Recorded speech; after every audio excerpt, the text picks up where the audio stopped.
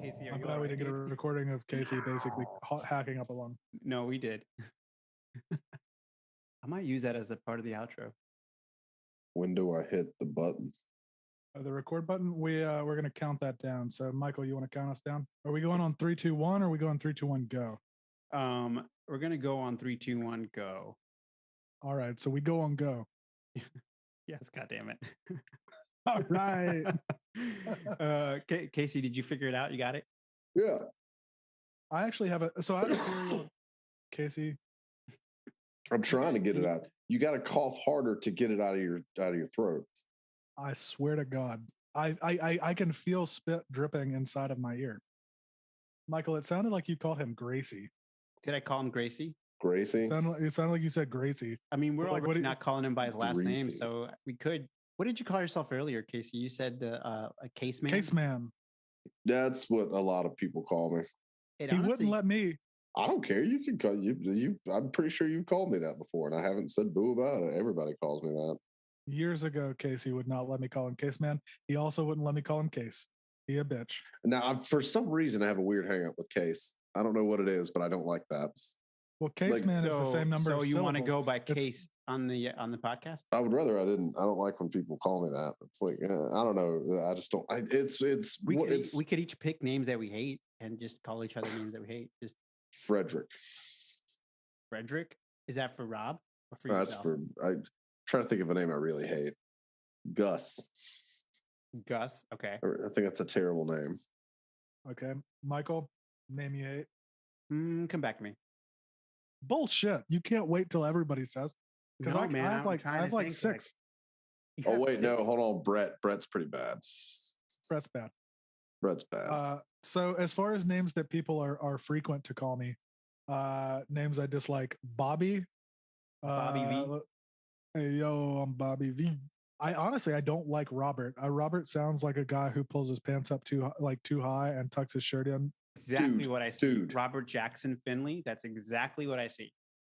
Okay, so I went to high school with a guy whose name was Robert. We can't say last names. This dude was exactly what you described. He was like a 60-year-old man. He wore his pants way too high. He always had his shirts tucked in, no matter what kind of shirt it was. And like 2 or 3 years ago, he got busted for diddling kids. Oh, God damn it. That's what happens to anybody who wears their pants too goddamn high. But yeah, no, Robert's a terrible name. That's why I chose Rob, even though Rob is not a great, like, so Robert sounds too like high strung, but then you say Rob and you sound like a fucking stoner. There's really not like a middle ground. Like Robbie sound like, if you were to go by Robbie, it sounds like you'd hit on like 16-year-olds. Well, I mean, Robert apparently is the guy who's hitting on 16-year-olds, but I kind of 14. Went by, I believe it was. I believe she was 14. 14. Damn. Yeah. That's too goddamn old, and you know it. Rob, I really wish you'd went by Robert Jackson. The only Robert I'll go by is Robert J. Ah, Robert J. That does sound pretty good. All right, Robert J. Okay, so Michael, now let's hear your hated. Actually, wait, hold on. Things that are not my name, real quick. Keith. Keith is a terrible name. Why Keith? Bro, Keith just sounds gross. Like coming off the mouth, it sounds gross. But Keith gives me the idea that like, you have a mustache that's not impressive. You have like a haircut that's like Great Cuts haircut, like you didn't do a whole lot. And there's a good chance that like during the week you probably wear, like a Magellan or maybe if you're feeling fancy, you'll put on a Columbia like fisherman's shirt and some khaki shorts. But like on your weekends, you're wearing like a Margaritaville fucking like Hawaiian tee or Hawaiian collared shirt, and you have a special set of chacos that you wear just on the weekends. That's what Keith sounds like to me. Oh, and you drink nothing but Busch Ice. I guess you could do worse than Busch Ice. I mean, I've drinking Busch Ice. Casey's sitting over there with the Busch Ice right now as we speak. Casey's looking at his Busch Ice like, shut up. I don't drink that anymore, but there was a time when I would exclusively buy beers with ice in the name because I knew that they were basically malt liquor. Anytime it says ice, it's going to be at least 6-7%. I'll be 100% real, dude. I've never liked my name. I've never liked the name Michael. Never liked the name Michael? My family grew up calling me Mickey, and I've always just used that with my family, but Michael just sounds weird. Like, I've never sounds white bread.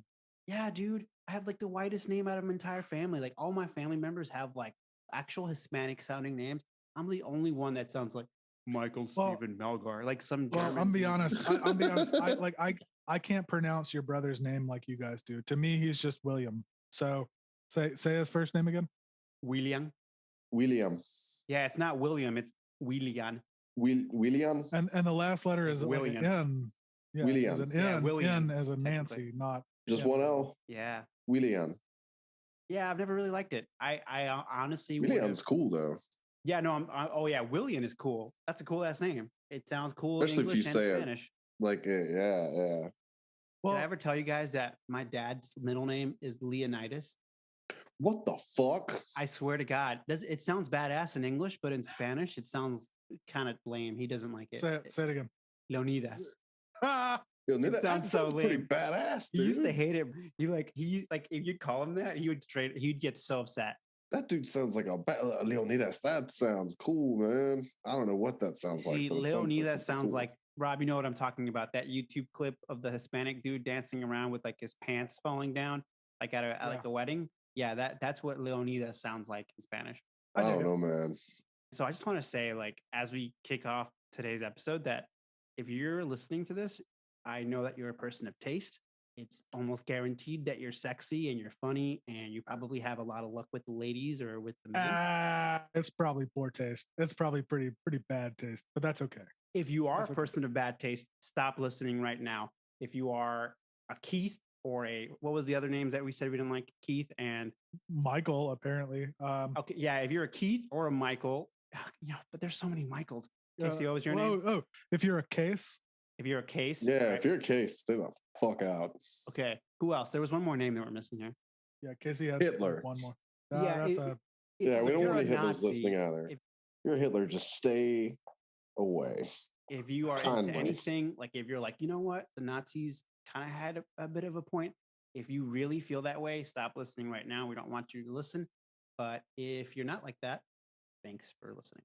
And if you go to Orlando and visit Busch Gardens instead of Disney or Orlando, you're also the kind of person we don't want listening. All right, cool. So now that we just lost all of our listeners. Yeah, we've alienated. Now that we've alienated, it's just there we go. Yeah, anybody who would listen to us, they're gone now. But let's go ahead. This is the Supernaturally Bad Podcast. I'm Rob Fenley. With us today, we've got Michael Melgar and Caseman Berenstain. Casey Berenstein? Is it Caseman Berenstain or Casey Berenstein? It's up for debate. I'm not sure. Is it Case-Steen, Caseman Berenstain, or Casey Bernstein? We'll find out later. Casey, since you're not going to reveal your last name until the 100th episode, what are you going with today? Rodriguez. Casey Rodriguez. It has nothing to do with the episode. Yeah, Rodriguez. Well, I mean, with that in mind, actually, today's episode is about mostly, I guess, Mandela Effect, some just kind of weird happenings around the world. So yeah, the big thing we're going to be looking at today is an article that was posted on Megaphone, and it was based off of a bunch of tweets by Nick Hinton. So obviously, if you get the chance, you want to take a look at it. Obviously, just Nick Hinton, HINTONN on Twitter, and you can go through pretty much anything that he's posted. And big ups to Nick, because I thought we were going to have to scrap this episode when we first looked this up. The Megaphone article had all the tweets, but then after it had none of the info. Yeah, but after I went back to look at it, all like the pictures and stuff were gone, and it was because he had locked his Twitter account. So I was looking on Google Images. I was like doing all this stuff to try to find it. I ended up just following the guy, and nothing happened for a few days. It was literally a couple days ago that he allowed me to follow him, and I was able to get all the stuff for this episode. So thanks, Nick Hinton. Imagine the kind of hate a guy gets for posting some real shit, and whether it ends up being the actual real shit, but it's really his fucking opinion. It's really his observations, and I don't think that anybody should be torn down for how they feel about a thing, especially when they put together compelling arguments, right? It's compelling. And once you like you want to get in, you want to say your bit, but don't say it with some bullshit like, "Oh, I fucking hate you."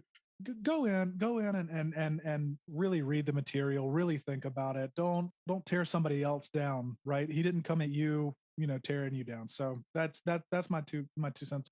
Now, I just wanted to quickly mention before we jump in here.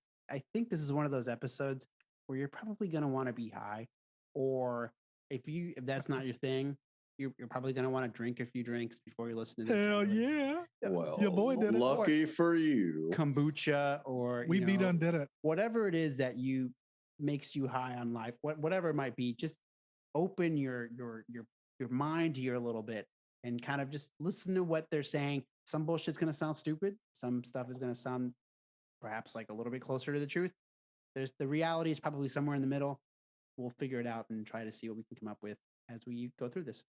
But let's also throw in there, though, please, for the love of God, don't do anything that's dangerous. Don't go like huff, like glue or paint, motherfucker. Go smoke some weed, get drunk. Nobody gives a shit about that. But please don't do anything that's going to legitimately put your life at risk. I don't think huffing's that dangerous. Shut the fuck up, Casey. Well, I'm just speaking from personal experience here. That's absolutely not okay for your. I will say it is a fleeting high, so I wouldn't recommend it. But if you need to listen, if you need to like smoke some meth before this episode, whatever it is, whatever makes you happy. Fuck it, just don't get life advice from us, I guess is the big thing. Okay, so we're gonna dive in here, and the first thing that we're really gonna take a look at is like the Mandela effect in general. And Casey, fortunately, you are here, and you are going to be our control subject here. So I'm going to name some stuff, and what I'd like you to do is tell me how you remember it. Just go with what your fucking brain says. Give me your reaction, right? Yeah. So, Looney Tunes, spell it. LOONYTUNES. You've got that correct. So that is we will call that Universe A that you are from. Oh, cool. Next, tell me about the Fruit of the Loom symbol. Oh, like these, I remember as a kid, it had like a Thanksgiving thing with the cornucopia and a whole bunch of. But it never had that. Huh? It quite literally never had the cornucopia. Says who?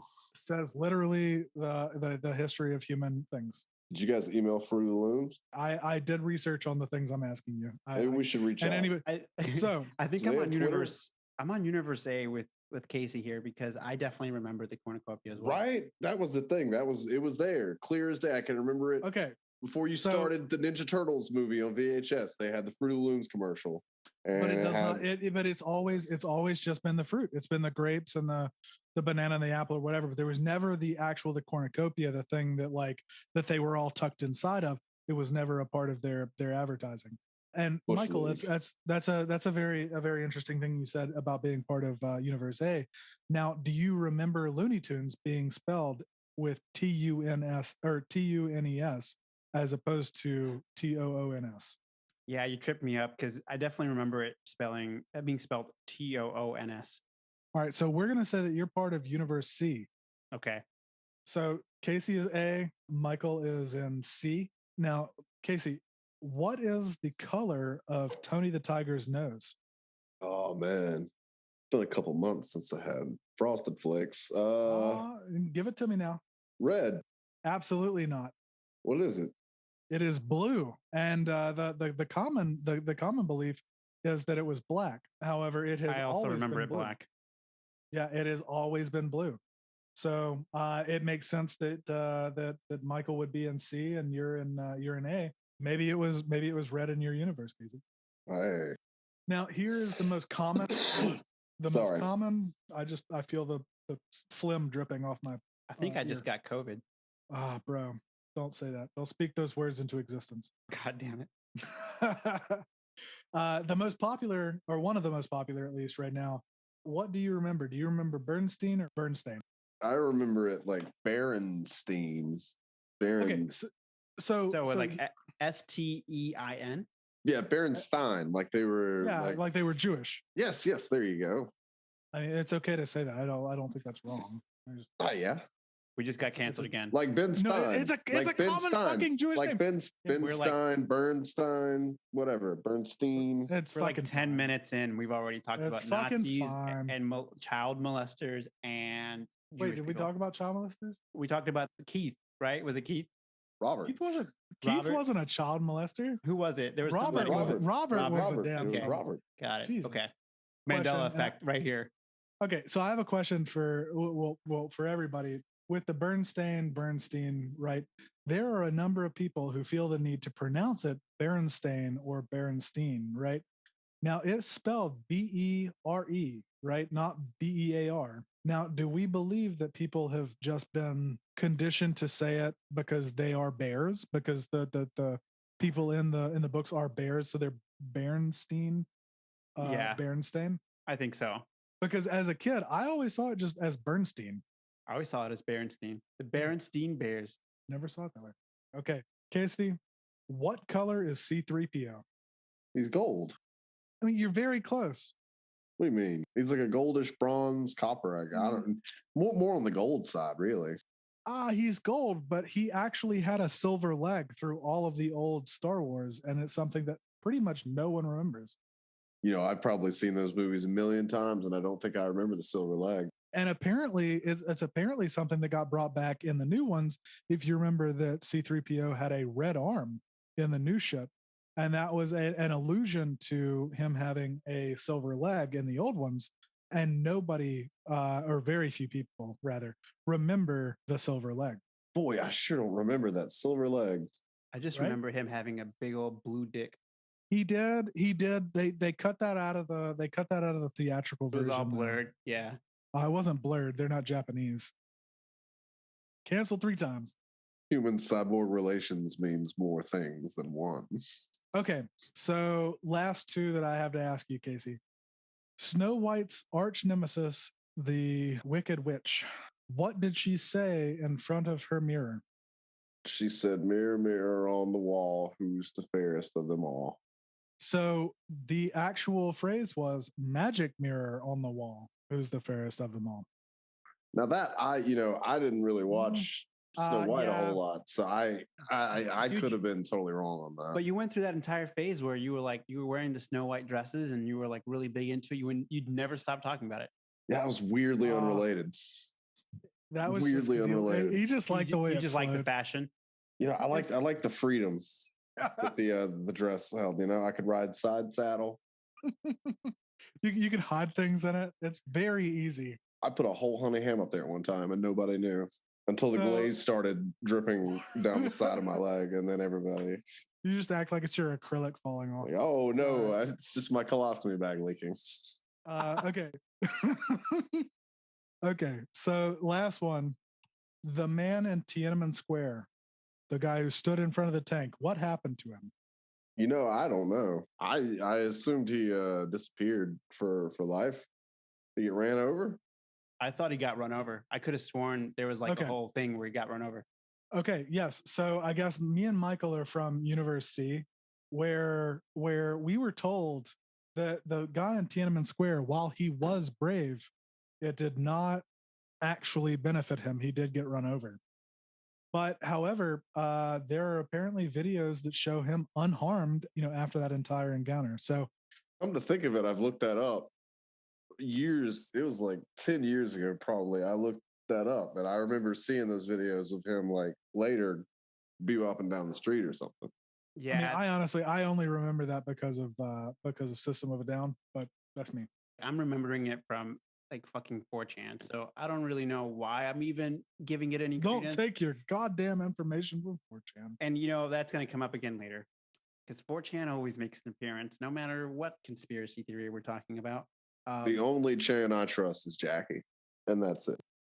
Isn't he terrible? Apparently. Whoa, No. whoa, now. The fucking phone, Whoa, sir. now. No, I'm being serious. Like he's apparently not a What? good person. Where He's an are you ama- getting this from? I'm You sorry, know, guys. You know spending what? Too much time on 4chan. I don't. You done want fucked to, up. I don't want to make this a soul-crushing, depressing episode because You I done definitely fucked went up. through depression. I went through depression after I found this out. So let's I just don't think skip it'll be over soul it. crushing. We're It's not gonna going be to talk about it. depressing. We're just gonna just shit down the throat of the internet tonight. So the one like the Mandela effect that really fucked me up was the Monopoly man, because apparently he's never worn a monocle, which like Or glasses. Nothing. how- That motherfucker's got great vision. but like okay, is it possible that maybe like the McDonald's Monopoly like had him No. with like glasses or So- something? It might just be that we all just assume old people have poor eyesight. It's possible, yeah. Right. I mean, So statistically, I mean, do any of you guys remember him not wearing a monocle? I don't remember him at all. I honestly, with regard to Monopoly, I literally only remember the top hat because I had to fight to get that motherfucker. I was always cool with the little like that old vintage car. You were drive around in like the Ford Model G. It's like Grand Theft Auto Monopoly. see, I had the Star Wars Monopoly as a kid, so I didn't. You didn't. That's not real Monopoly, motherfucker. I mean, it had dice and pieces. I buy 6 shares of the Star Destroyer. It was like Cloud City and stuff like that was in there. If you don't remember Park Place, you done fucked. Tell you what, I used to play Monopoly on an iPad though. I was always a Battleship. So moving on here, Nick Hinton starts to talk about the Mandela Effect. The name comes from Nelson Mandela, who many people believe to have died in prison in the 80s. However, to many people's surprise, his funeral was national news in 2013, and he had lived a long, happy life. This is where Nick Hinton starts to get a little bit wooey woo on us. Michael, can you define wooey woo for us? It's like when shit's just so weird and out there that it starts to get like there was a little bit of like grip on reality up until what we just read, but then it starts to kind of go in a totally different direction. So this is where I think like again, you probably want to be high to listen to some of this stuff to see to try to absorb this and try to see what Nick is trying to lay out here. But yeah, so he says Mandela effects get much creepier though. Some people remember the Statue of Liberty being in a totally different location, that location being Ellis Island. It's actually on Liberty Island. I remember Staten Island, to be honest with you. I could have sworn it was on Ellis Island, actually. Maybe it was because of all the stories of like immigrants coming into Ellis Island and seeing the Statue of Liberty. So I will say some of this stuff, Mandela effects in general, kind of just to me feel like people just have bad memories. Have you seen like some of the newest X-Files stuff? Because there is an episode that's entirely about the Mandela effect. And it's humorous, but 2, like it really goes into the concept of like what the brain is willing to believe for like whatever reason. No, I haven't watched it, but yeah, that's exactly what we're talking about here. He brings up, here's a painting clearly depicting the statue at Ellis Island with no other islands nearby. Was this artist just not paying attention? Did he just like it better this way? I really don't think so. So he posts this picture. Again, you can look this up on Nick Hinton's Twitter feed, but it's just the Statue of Liberty on Ellis Island. And again, it's possible that this guy was just misremembering, but Nick is trying to say, it's like, all right, well, some people remember it here, some people remember it in this other place, and it gets a little bit crazier here. While I was reading all this, it made me think of this quote from Napoleon Bonaparte, where he says, "History is a set of lies agreed upon." And that really like hit me when I was reading through all this stuff, because at the end of the day, if most of the population believes that something happened a certain way, I mean, at some point in time, that's what becomes consensus reality. And then that's just what reality is, even if it's something totally different.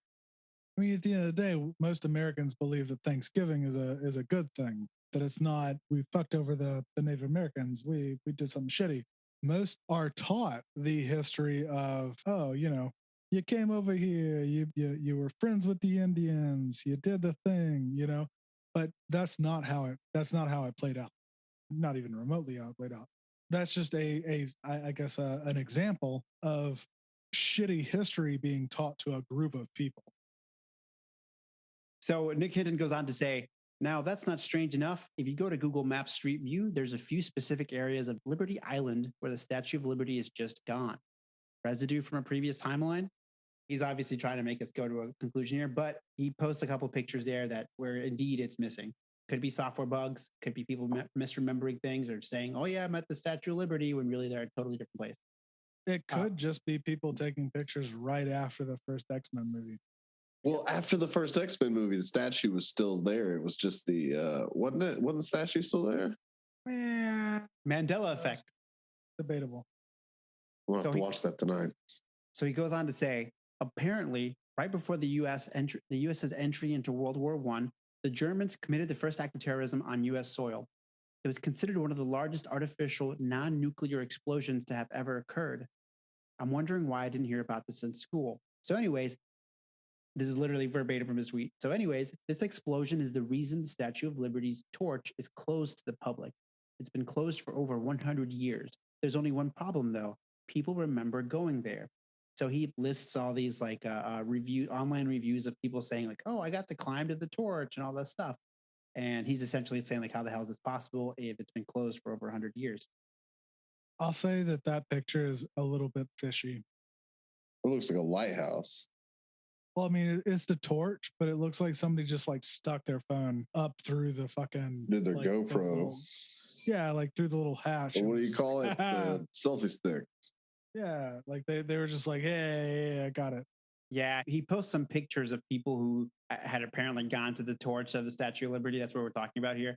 You're right, Rob. I'm with you. Like the pictures look all sketch. Again, this is probably where I don't necessarily like buy into. See that second picture, if you look at like the angle, right, of the torch that's closest, or not torch, I guess, but like the candelabra that's closest to you versus the one that's further, it looks like just a bigger version of the picture like below. It doesn't look like somebody else was closer to it. That's just somebody was standing out there, or not standing out there, but like just like stuck their thing through the hole. They got an unlicensed photo of what it is to be in that area. I'm sure that they used to have tours that went through the arm of the fucking Statue of Liberty.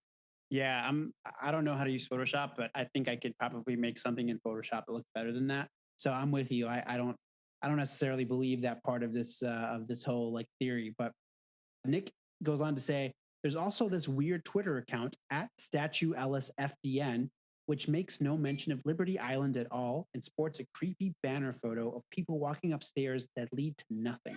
So he has this picture of like this like Twitter account that's supposed to be at the Liberty statue at Ellis Island. I'm looking at it on the screen now, and I got to tell you, that to me looks like it's just a building that people, and the stairs go up to a little observatory area where people can stand and look out across the water. Because you can see underneath one part of it, there's like glass. So it's clearly probably some sort of museum. That's probably where they did Hitch. You know what? I bet that's where they shot Hitch. In the scene when he takes Eva Mendes I think to look at the records. So we got to ask Will Smith. I think it's great that you have that in your memory bank. I'm pretty sure that's where they filmed Hitch. We've brought up Will Smith in the first and second episode now. So Nick goes on to say, a while back, there was a viral thread on 4chan posted by someone who claimed to be one of the 23 scientists at CERN responsible for creating the Mandela Effect. They claimed the planet was destroyed and we were placed in a simulated world. For the record, I also posted on 4chan, and I was one of the guys who helped solidify the Genome Project. So, yeah, I'm not trying to start shit, but like I can't remember a time where 4chan has been reliable. Hold on. 4chan was great for getting bootleg coupons. That's true, and Battletoads, great Battletoad memes, Spidey memes, and Spidey memes. Oh, but you know, it was also right next to like Wincest and gore and hey brother. So I don't know, like it's up to you guys to decide if we can trust the person who might have been posting this on a gore thread. It was on a gore thread? No, I'm saying it could have been. Maybe if it had been Reddit, I would have bought it. I don't know that Reddit's that much better, but yeah, sure. I definitely don't buy that. I don't buy that one bit.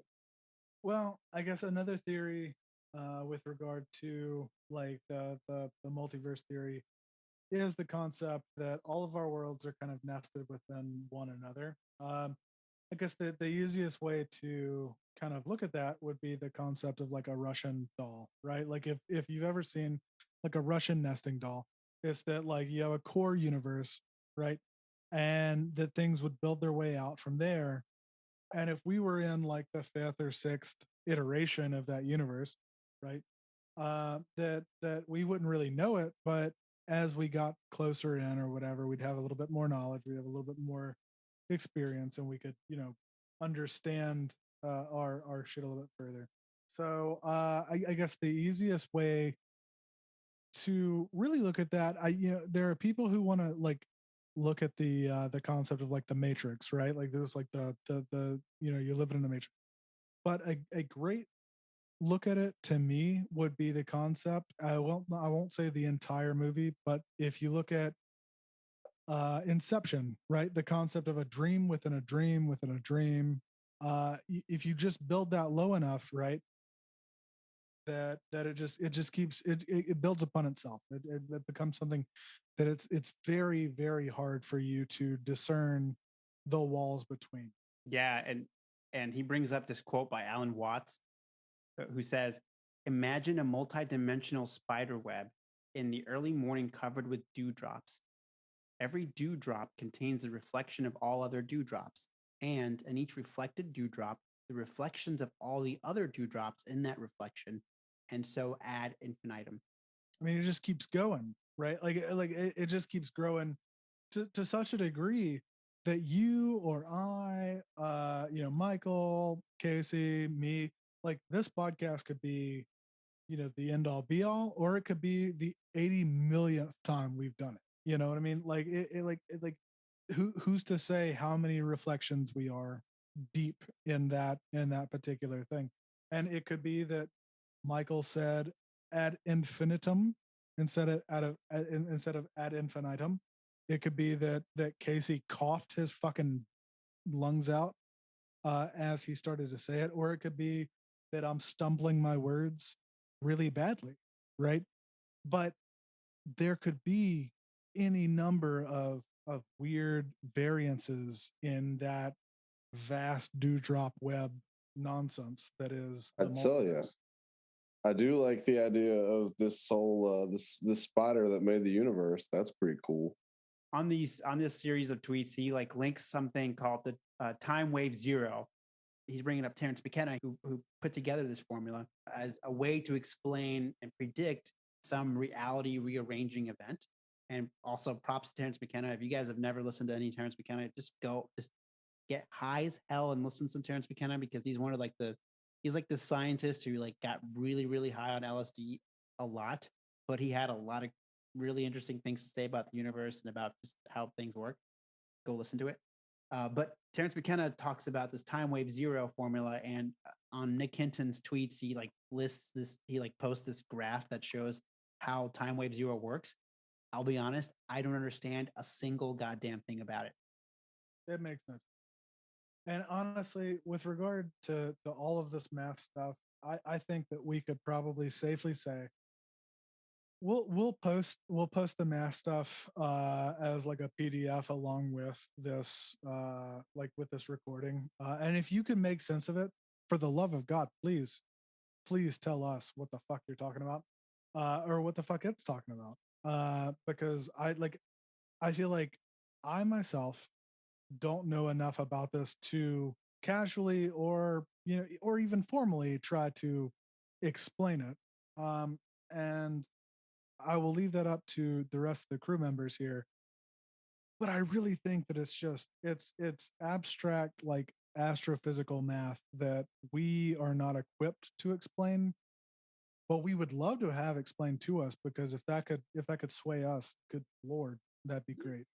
I think like the way that I just understand this is it's basically Nick trying to say, hey, there's all these smart people, all these smart scientists who have more or less said there is a lot out there that can explain why shit is as screwy as it is, and there's a lot out there that apparently seems to show us that time and reality doesn't work the way that we think it does. So I think that's really the main point of what he's trying to make here. He goes on to in one of his next tweets here. Is there another meaning to the end of time? Preston B. Nichols, a supposed whistleblower who wrote books detailing time travel experiments at the Montauk Air Force Base, claimed that they were never able to time travel past 2012 because they could find no future beyond it.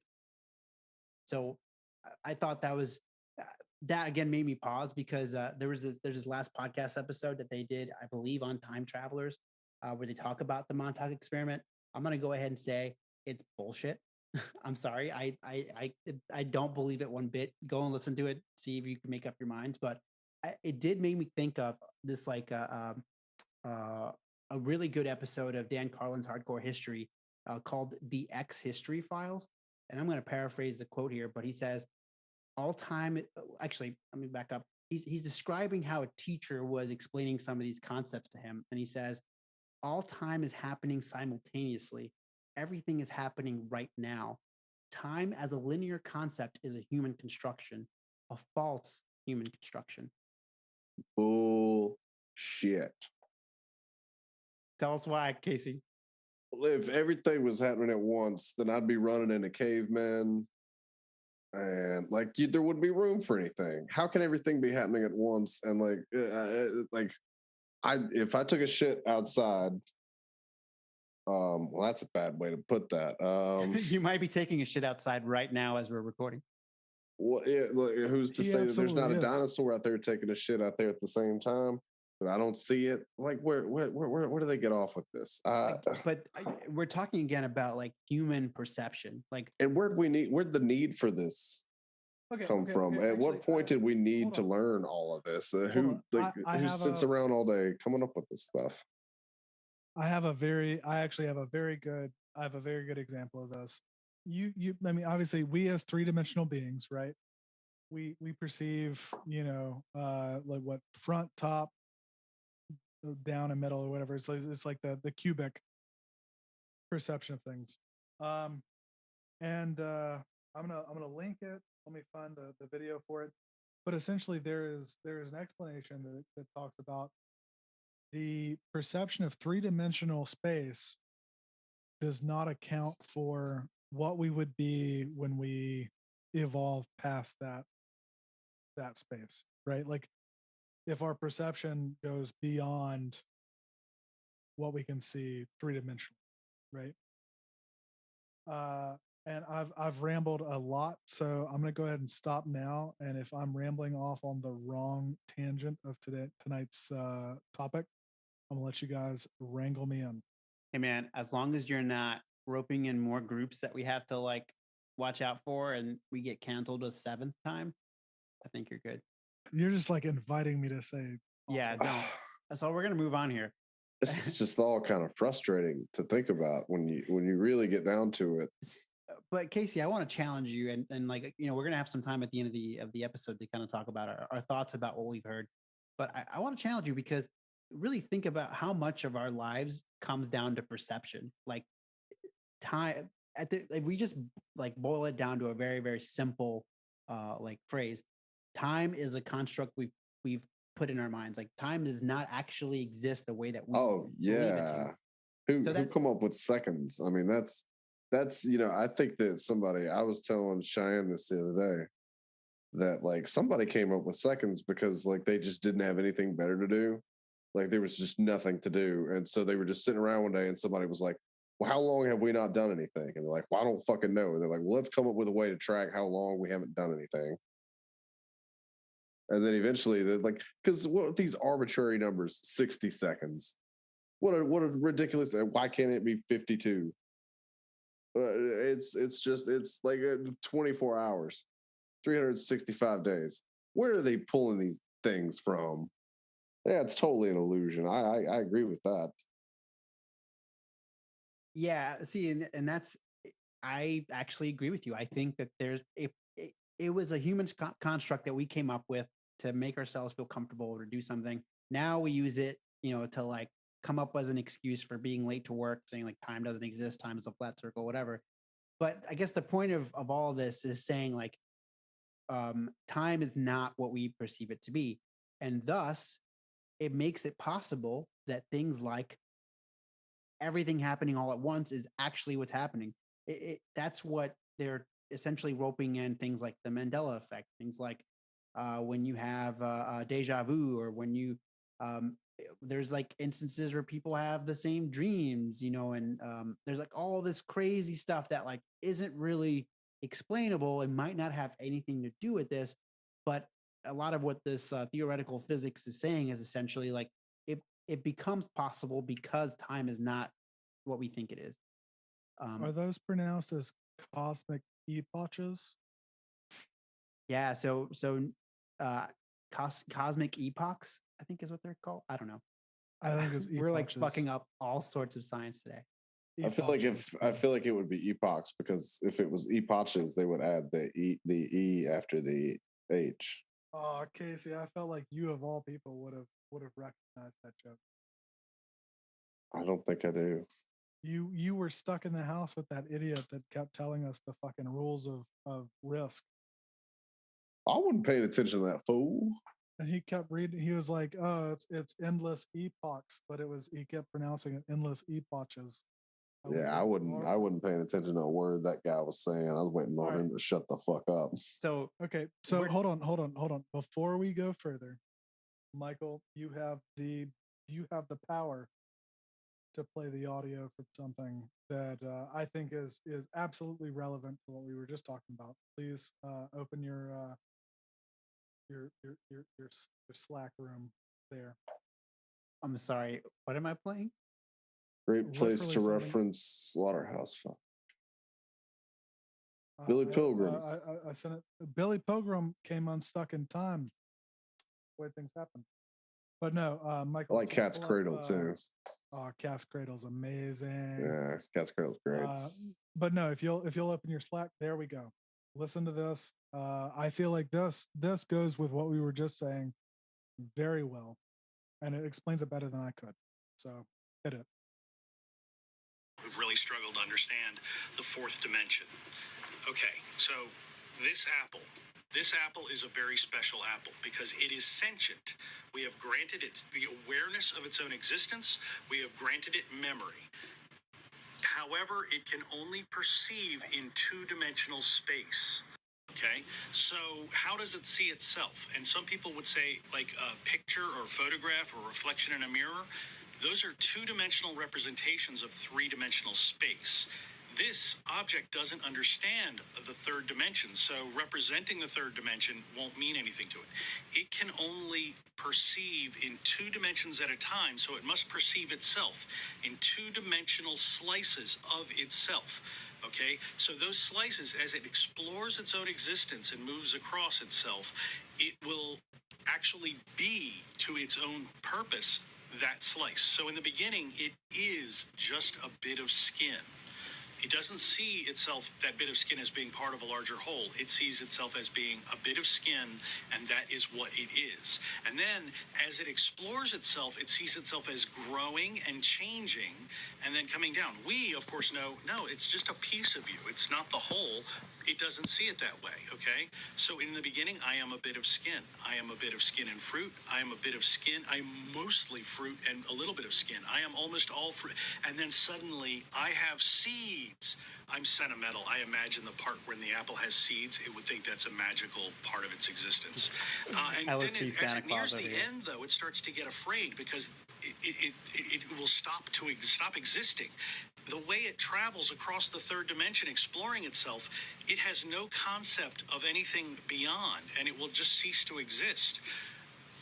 We who can see the third dimension go, no, you're there. You're there in the third dimension. You exist. You're not just slices, but it doesn't know that. It can't know that. So we are in four-dimensional space and time, and we can only perceive three dimensions. So how do we see that fourth dimension? We see it in three-dimensional slices, okay? And each slice we call the present. And those slices stack up in our memory, and they become a construct we call time. And we conceive of ways where it might extend past our own existence because we don't want the universe to exist without us in it. But all of us has always been in all of the universe. Yeah, no, that to me, yeah, when Casey was saying, I don't understand how you could always exist or whatever, that's how you can look at it. I don't know. To me, that's the end all. Like we just don't understand past it. I hate that. I was so entranced by LSD Santa Claus that I had to like continue to refocus on what he was saying because I just kept thinking like, hey, this is like Santa Claus, except he's like on LSD and he's taught us about science. Yeah. So you know what? That's actually a good segue to the very last couple of tweets here that we have from Nick. He says, if you think fourth dimensionally or beyond linear time, we could say that the universe has already ended. The moment it began, the end was set in stone. Perhaps the universe is in a constant cycle of expanding and contracting, the Big Bang and the Big Crunch happening over and over. And our souls are just taking a ride in the cosmic Ferris wheel. Thanks for reading. Tee-hee. Yeah, I liked all the thanks for reading. Anyways, I liked all of his little like segues. Yeah, it was always like, okay, yeah, no, like I'm throwing some gravity at you, but hee-hee. What I want to get is not just the believability, but also I would like to get everybody's, like, if you don't have a concrete hypothesis, I would like to get like just what your brain is formulating on at this particular moment, right? Yeah, like how So, much of this do you think is yeah. real? And like if you don't think it's real, what do you think actually is what's happening? Right. So Casey, I want to start with you. I'd like to know, with regard to the Mandela effect, with regard to being put into other dimensions, other parallel realities, what what is your belief? What's your takeaway? What do you think we are living in today? Well, honestly, I think it's probably best just not to worry about it. It seems like it's going to happen either way. Seems like a cop out, Casey. Yeah, like what Well, do I you mean, okay. I believe half of it. I'll say there's some of it that's like, yeah, that makes some sense.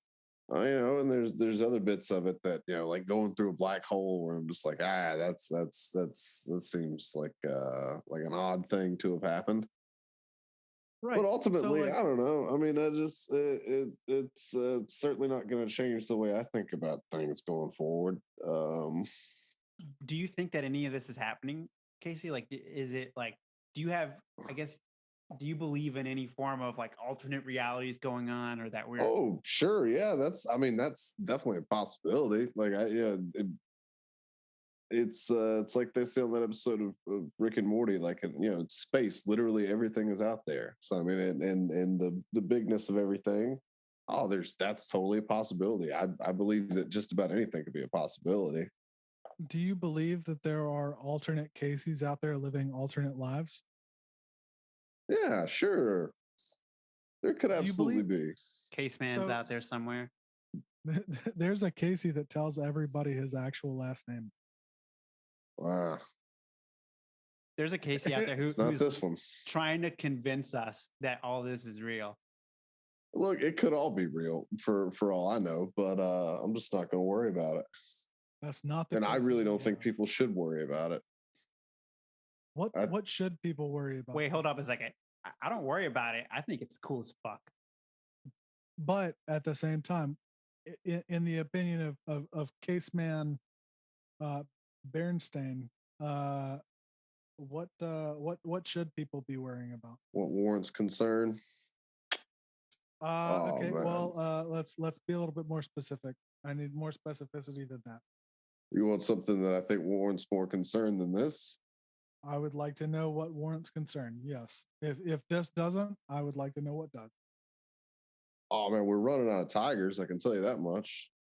Okay, so there's an alternate reality with a ton of tigers. It just seems somewhere. like it seems like we've just got so many other things here on Earth. That's like right, it's just like what are you working on this for? Like all these 23 or however many scientists there were that were working on this thing. What else could they have been doing? Damn, dude. Now we're gonna get canceled by science. I feel like we should have like a playoff button. Shut the fuck up, Casey. Look, I don't want to shit on the work or anything, but like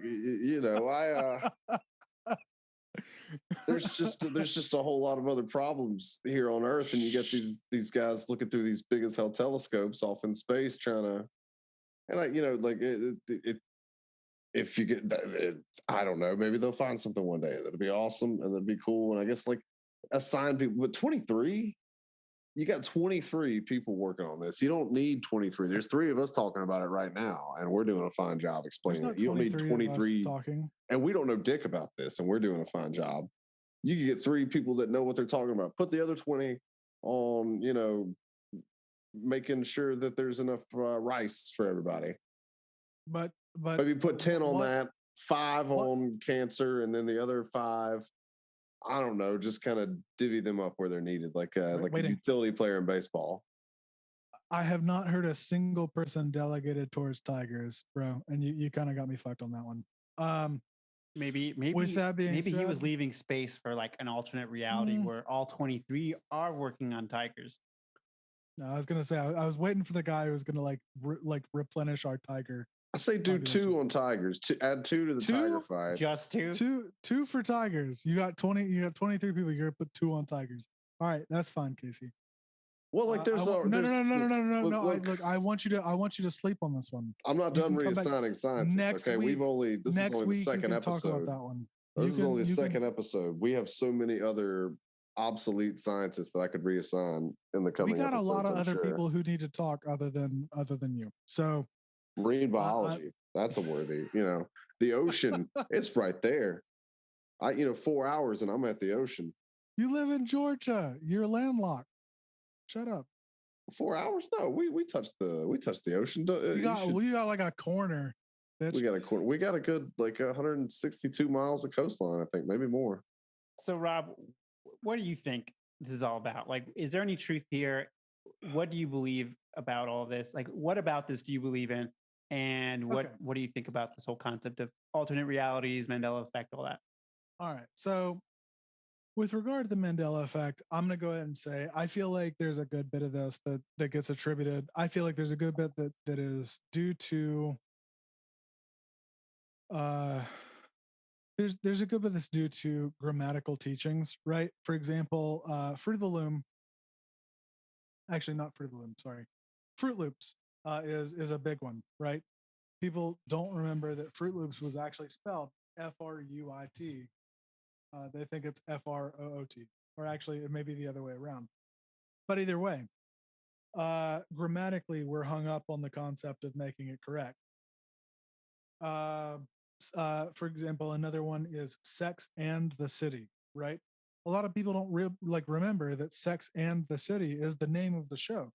We think it's Sex in the City because, generally speaking, in like the English vernacular, like if it's and, we put in. It's like Captain Crunch. They just do that. Well, that was the name of the article she wrote in the show, Carrie Bradshaw. Sex and the City. Yeah. That was the name of the article she wrote. So, but that's also the name of the show. But the thing is that the thing is, and I will also go ahead and say for like 90s kids, like Sex and the City was not a show that was marketed to our demographic. The thing is though, is our parents grew up seeing it. And if they were going to say, like, if we were going to be like, oh, what are you watching? Right. They'd be Sex in the City. We would hear that as Sex in the City, right? Because we're young, we're learning our phonetics. Sex in the City sounds right. But the thing is it's Sex and the City, right? We don't go along. We didn't track that.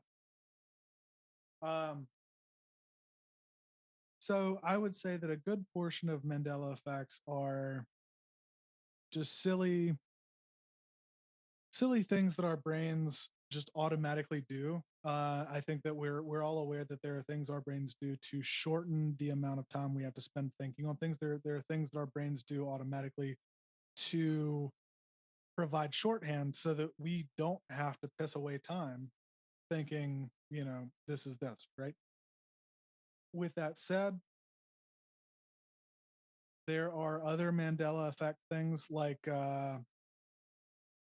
would say the instance of what's her face? What's the fairy from Peter Pan, Tinkerbell? There are a number of things where people remember seeing Tinkerbell fly over the Disney kingdom, Disney castle, and then shine a thing on it, right? And it wasn't realized until maybe a year ago that quite literally the only time that ever showed up was in like Disney straight to VHS movies, not even straight to DVD, straight to VHS. I remember that. People had no idea, right? So I think that goes a long way towards saying like, okay, like our parents were buying us cheap VHSs, and we were basing our opinion off of what we watched most of the time. I will say that the biggest proponent, the biggest plus side to the concept of alternate reality would be the Statue of Liberty not being on Liberty Island. Like the concept that like we have multiples, right? There's Ellis Island, there's Liberty Island. I thought it was on Staten Island until I saw that stupid shit with Pete Davidson. Like I had no idea, but we've been taught that our entire fucking lives. So I think that there's a mixture between misperceived reality and uh like true alternate reality, right? Like I think that the stuff with Liberty Island was a true shift. I think that there were times that we just collectively were leaning back on our grammar. We were taught that this meant this. For example, another big one is the concept that people believed that there was a hyphen between Kit Kat. There's not. But candy bars don't need to give a shit about your English. It's candy. So that's my fall. And with that, I'm gonna leave it open for Michael to bring us on in. Yeah, I'm with you, Rob. I feel very similarly. That quote I read earlier: "History is a set of lies that people have agreed upon." I think it really kind of summarizes it well. Um, but so to take a step back, I think I feel a little conflicted about this whole topic in general. We've made fun of it a lot, and I don't know that the narrative that we have with Nick Hinton's tweets are exactly the way that I would go about explaining this myself. But first, similar to you, Rob, I think that it speaks volumes about how forgetful we are as a society. I think it made me think about that illustration, that famous illustration of like the rabbit duck illustration, where depending on when you're looking at this illustration, you'll either see a rabbit or a duck. You guys know what I'm talking about? I do. Yeah. And that just kind of again is an example of perception. So I don't think that there's like a supernatural, like, crazy weird thing going on here. I think it could be a very mundane aspect of our life that's at least partially attributed, we can at least partially attribute to a majority of Mandela effects. However, so I think a majority of it is just perception. We're bad at remembering things. We see things certain ways. But I do think that there's a lot to the idea that time doesn't work the way that we think it does. It is a human construct that we see time as a linear thing. So we're sitting somewhere as old people right at this moment, at the same time that we're sitting here as younger guys, like recording this podcast, because this is just how, the way that physicists describe how this works. That's essentially what's going on. So there is some degree of parallel realities going on, but I don't think that we've quite grasped its effects on us or what they actually mean. So I think like there's so much here to be open to and to just continue to explore. Um, I've been reading this Jack Parsons book. I think it's called Strange Angel, and they spend all this time talking about like early history in the 1920s and how he was really famous for like or he at the time he was like working on all these like early rocketeering, like building rockets, and how at the time like people thought that it was such a like it was such a like a weird outlandish thing, like, oh, people are working on rockets, like that's like not that's so far from reality. They were talking about it like the way that Casey, that you were talking about this whole concept earlier. So not to say that that makes it just because we're talking about it and ridiculing it doesn't mean that it's suddenly true. But at the same time, there's a middle ground, right? We shouldn't be quick to dismiss it. There's this quote that I think I was thinking about that really summarizes this well for me. It's a quote from Sir James George Fraser that says, "It is therefore a truism, almost a tautology, to say that all magic is necessarily false and barren. For were it ever to become true and fruitful, it would no longer be magic, but science." So, in other words, he's saying like we only think it's like wooey woo, crazy, weird, outlandish because we haven't really nail down what's actually happening, but there's still truth. I'm trying to nail down what woo woo means. Yeah, you're gonna have to look it up. So yeah, that was my thoughts about what I think there, I guess, is behind all this. Is there is some truth here. Most of it is likely just humans are bad at remembering things, but there definitely is some amount of time isn't what we think it is. Therefore, all this stuff is happening in different ways, and things are clashing. I think it would explain a lot of different effects that we feel throughout life. Things like deja vu, as I mentioned earlier. I really believe that there's some amount of I guess, like even dreams, right? We don't really understand why dreams happen a certain way. And there's I won't spoil it, but there's a recent movie that kind of goes on that theme of like, oh, dreams are alternate realities. Yeah, exactly. Actually, that's kind of another example of it. So anyway, that's kind of what I feel. You can't spoil Inception at this point. I was talking about a different movie, but yeah, let's go with Inception. Oh, thank God. So all I've found on the internet is woo woo, right? And it says unconventional beliefs regarded as having little or no scientific basis. Yeah, woo wee woo. That's just woo woo. There's no woo e. There's just woo woo. Potato, tomato. I just assumed woo woo was something fat rednecks. La parrilla. La fogata. La fogata. And now we can wrap it up. I know Michael was trying to find the wrap up moment, and now I think we can. Yeah. So I honest to God thought we had entered another reality where we were doing an entirely different episode. And I know I've only had one drink. So I was like, what the fuck is happening right now? I think it's a good conclusion to our episode, right? We got canceled by like at least three different very, very, very sensitive groups. I counted at least 8 or 9 groups that we targeted. We talked about scientists. Actually, I'm not going to even list them because scientists. Well, actually, real quick, just so you know, that fucking sensitive. I did not criticize the scientists, just their life's work. We got fucked up by the group that wasn't going to cancel us. Now we're done everywhere. Yeah. Where's Iceland? Let's just move there. This has been the Supernaturally Bad Podcast. You've been listening to Michael Melgar, Rob Fenley, and Casey Berenstain. And Berenstain. Have yourself a wonderful night. And if you don't have a wonderful night, at least have wonderful dreams. God damn, do nightmares suck. Please don't cancel us. Educate us. Send us an email, thisherepodcast@gmail.com. Keep listening. And for the love of God, please educate Michael and Casey. They just don't get it. We're just ignorant. Don't hate us. This has been the Supernaturally Bad Podcast. If you'd like to get in touch with us about a topic we should cover, or just reach out to chat, send us an email at thisherepodcast@gmail.com. Thanks so much for listening. Pendejos. No, wait. Pendejos.